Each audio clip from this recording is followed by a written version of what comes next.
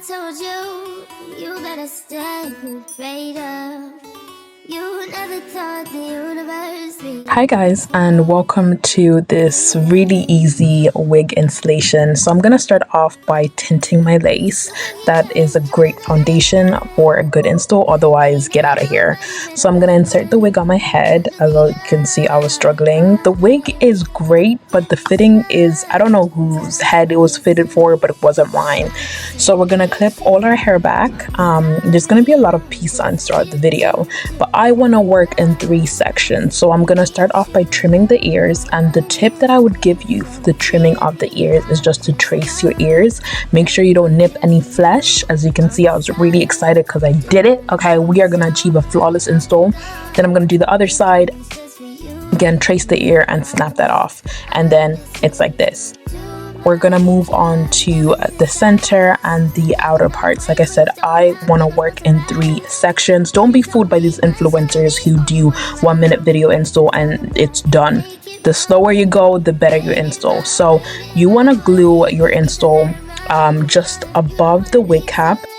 You want to place the hairline of the wig above the wig cap, so that way you can't see the wig cap underneath. I did 3 layers and used my mini fan throughout each glue application.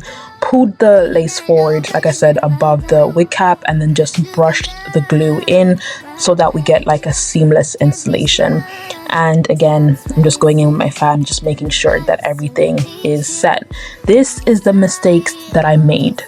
I am not a fan of putting glue on top of the lace because your hair will come out tacky. Okay, do the glue under and secure it with a band. That is the best way. These influencers are lying to y'all, okay? I don't recommend it. But anyway, you see later on what I meant. So I've done 2 parts and now I'm doing the top part. Gonna glue it down, push it forward, and then lay it back.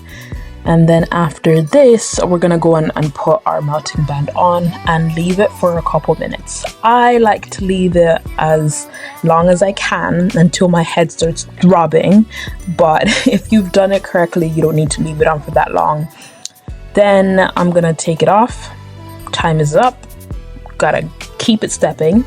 And we're gonna go in with a scissors and I forgot what this is, like a trimmer.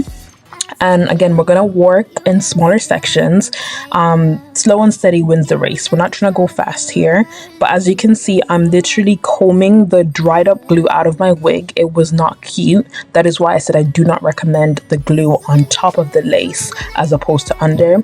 And I got this new product, and it is a melting spray, and I thought it would be a melting spritz and just help lay the wig down even more, but I feel like I didn't really use it for its purpose, and I just wasn't sure about the product because it didn't do what it needed to do. I think it's meant to be a replacement for glue, so I'm gonna have to try it in the next video as a substitute, but it helped, but it wasn't great. So I'm just combing it back. Again, the glue is stuck. Look at that. Look at that. It's not cute, guys. It's not cute at all. I was there for a while trying to get it out. So then I'm gonna get foundation and kind of blend that on because I didn't have a spritz. Always have a spritz. Just layer any powder that I have so that I get like a seamless install. And at this point, you are halfway there. You're more than half, to be honest. You're almost done. We just gotta style the hair. So I'm gonna do a middle part. Per usual, what's new. And I'm not really a fan of baby hairs, to be honest. I kind of like that no baby hair look, but if baby hairs are your thing, let me know and I'll make a video for you. So I'm just putting on my wax and so that everything will lay down seamlessly. Then I'm gonna go in with my hot comb. Hot comb is another key factor to a seamless wig. You wanna lay down your roots, and let me tell you now, by this part, if your roots are not laying down, it's your cornrows. It is your cornrows. If that is not laying flat after all of this, it's the cornrows, sis. But I'm gonna go in with my mini straightener, I don't know what to call this too, and then just bump out the edges because I want my bob like going in.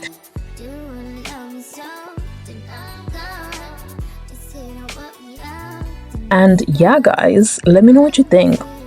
I think I served. I think I did my thing. And like I said, if you don't have this, girl, start again. Start again. Bye.